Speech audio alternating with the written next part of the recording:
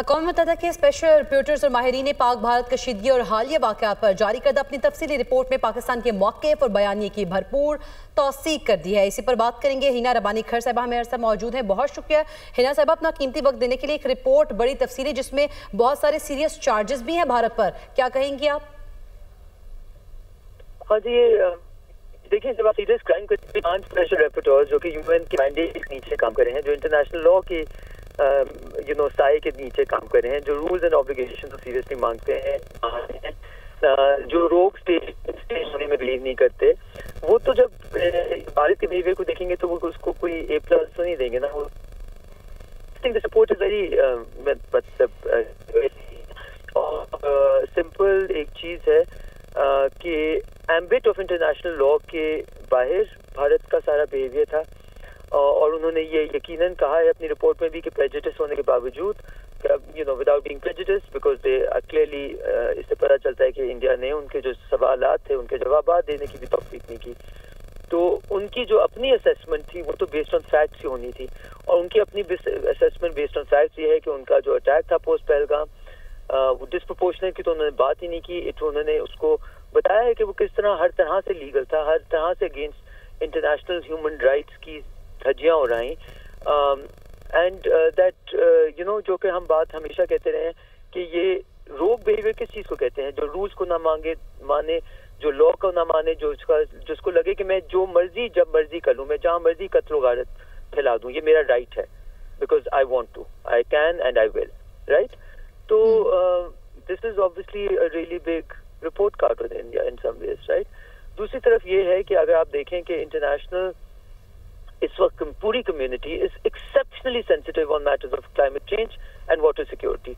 India का ये मुझे लगता है कि एक बहुत बड़ा स्ट्रेटेजिक मिस्टेक है जो उन्होंने इंडस वाटर ट्रीटी, जिसमें कोई शिक नहीं एग्जिस्ट करती थी कि वो उसको होल्ड इन अबेयंस करें या उसमें से खुद यूनिलैटरली निकल आए। It is a water tight agreement guaranteed by the world bank, whose president is always a US national. उसको होल्डिंग इन अबेयंस इस ऐसे वक्तों में जब वाटर स्कैर्सिटी के सीरियस इश्यूज हैं, तो इसको बेसिकली कहते हैं टेरराइजेशन ऑफ और वेपनाइजेशन ऑफ वाटर। और इसकी भी बात इस रिपोर्ट में बार बार की गई है कि आप right to water, it's basically right to life. So ये एक स्ट्रिंग ऑफ और series of behavioral pattern or series of behavior from India over the last decade or so, which is outside the ambit of international law.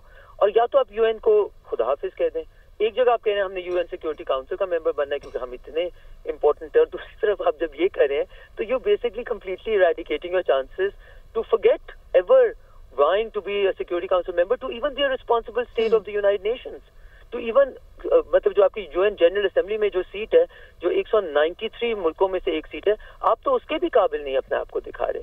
So 5 special reporters का ये report देना, I think it's a pretty big thing.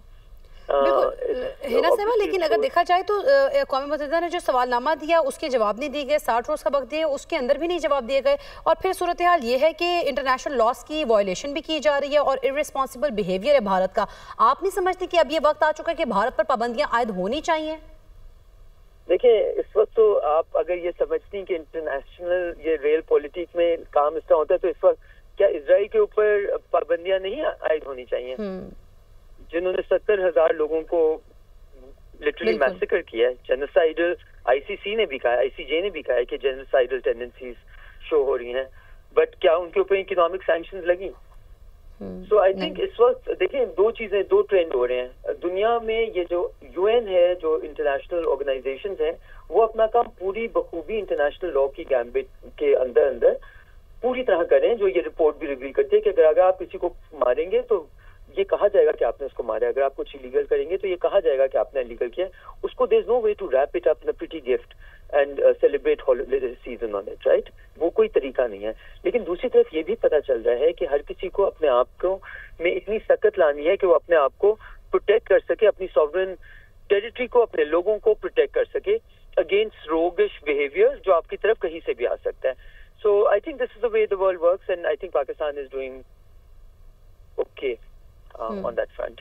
Yeah, thank you.